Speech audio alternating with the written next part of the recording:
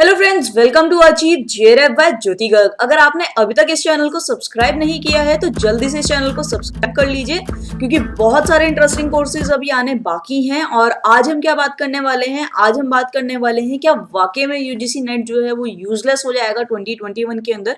क्या सिर्फ पीएचडी करने से आपको असिस्टेंट प्रोफेसर की जॉब मिल सकती है?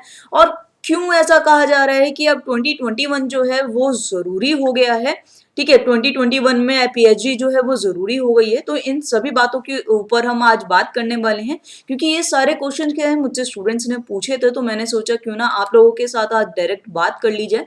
तो चलिए जानते हैं इन सब के बारे में, और बहुत ध्यान से सुनिएगा इस चीजों को, क्योंकि ये बहुत आपकी इंपॉर्टेंट चीजें हैं। इनको ध्यान से सुनेंगे तभी आपको ये सारी चीजें समझ में आएंगी।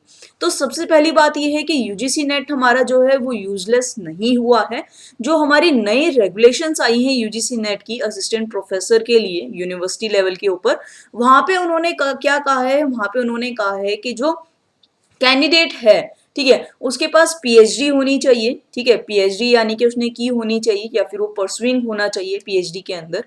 और जो उसकी पीजी है यानी कि जो पोस्ट ग्रेजुएशन उसने जो की है उसके अंदर उसके मिनिमम 55% मार्क्स होने चाहिए और नेट होना चाहिए। ठीक है, ये कब से है? ये जो हमारे रेगुलेशंस है ये हमारी है 1 जुलाई 2021 से।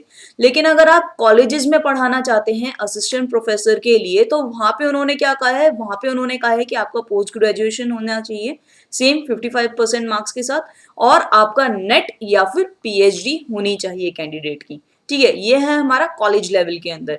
और इसके अंदर अगर आप देखते हो तो यहाँ पे क्या है, जो हमारा पीएचडी है और नेट है वो क्या है, एक दूसरे के अल्टरनेटिव वर्क कर रहा है, या तो पीएचडी या फिर नेट अगर आप कॉलेज के अंदर पढ़ाना चाहते हो। ठीक है, तो इसके अंदर कोई मैंडेटरी नहीं है कि आपको नेट करना है या फिर पीएचडी करना है। लेकिन ये जो क्वालिफिकेशन है ये सिर्फ 1 जुलाई 2021 से पहले है। ठीक है, यानी कि अगर आप अभी अप्लाई करना चाहते हो तो आप अभी अप्लाई कर सकते हो अगर आपका पीएचडी या फिर नेट हो गया है। ठीक है, लेकिन अगर आप उसके बाद अप्लाई करना चाहते हो यानी कि 1 जुलाई 2021 के बाद अगर आप अप्लाई करना चाहते हो तो आपको पीएचडी, नेट और जो है आपकी पीजी कंप्लीट होनी चाहिए कॉलेज लेवल के लिए भी। ठीक है, तो अगर हम यहाँ पे ध्यान से देखते हैं तो वो यहाँ पे क्या कह रहा है एक्चुअली में? वो एक्चुअली में यहाँ पे ये बता रहा है कि जो यूजीसी नेट है वो हमारी मैंडेटरी रिक्वायरमेंट रहेगी असिस्टेंट प्रोफेसर के लिए। ठीक है, और इसके अंदर जो हमें अल्टरनेटिव मिल जाता था पहले, पीएचडी या फिर एमफिल अगर हम कर लेते थे तो हमें क्या था, नेट करने की जरूरत नहीं पड़ती थी। और ये भी है कि अगर आपने 2009 के अंदर पीएचडी कंप्लीट कर लिया है तो आपको नेट करने की जरूरत नहीं है। ठीक है, आपको कोई जरूरत नहीं है नेट क्लियर करने की अगर आपने पीएचडी की है 2009 के अंदर, अगर आपकी पीएचडी परसुइंग है या फिर आप कंप्लीट कर चुके हो। ठीक है, तो अगर आप टीचिंग लेवल के अंदर आना चाहते हो कॉलेजेस के अंदर, तो क्या है, अब आपकी जो है 1 जुलाई से मैंडेटरी हो जाएगी पीएचडी, पीजी एंड नेट। मैं बार बार रिपीट इसलिए कर रही हूँ ताकि आपकी जो डाउट है वो क्लियर हो जाए। ठीक है, और इसके अंदर अगर आप एक चीज और देखें तो एक चीज वो एक ये है कि जो यूजीसी नेट है वो वर्थलेस नहीं है। अगर आप टीचिंग करियर लेना चाहते हो, अगर आपके स्कोर अच्छा आता है, काफी हाई आप स्कोर कर लेते हो, तो क्या होता है, आपको जेआरएफ मिल जाता है। जेआरएफ की फुल फॉर्म क्या है? जेआरएफ है जूनियर रिसर्च फेलोशिप। तो वहां पे क्या होता है, आपको स्कॉलरशिप मिल जाती है। जो भी फील्ड में आप जाना चाहते हो, जो भी एरिया के अंदर आप अपना पीएचडी करना चाहते हो, उसके अंदर आपको क्या है, स्कॉलरशिप प्रोवाइड कर दी जाती है।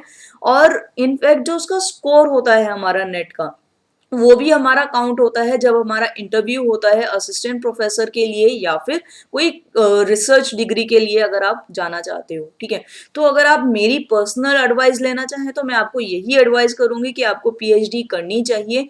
क्यों करनी चाहिए? वो इसलिए करनी चाहिए कि अगर आप इनिशियल लेवल में, तो चलिए कॉलेजेस के अंदर एडमिशन जो है अपना फैकल्टी लेवल पे आप चले जाओगे। ठीक है, लेकिन जब आपकी प्रमोशन की बात आएगी, जब आपकी ग्रोथ की बात आएगी, तो उसके अंदर क्या है, पीएचडी कैंडिडेट्स को ज्यादा प्रेफरेंस दी जाती है और उस समय हो सकता है आपकी ग्रोथ के ऊपर इफेक्ट पड़े।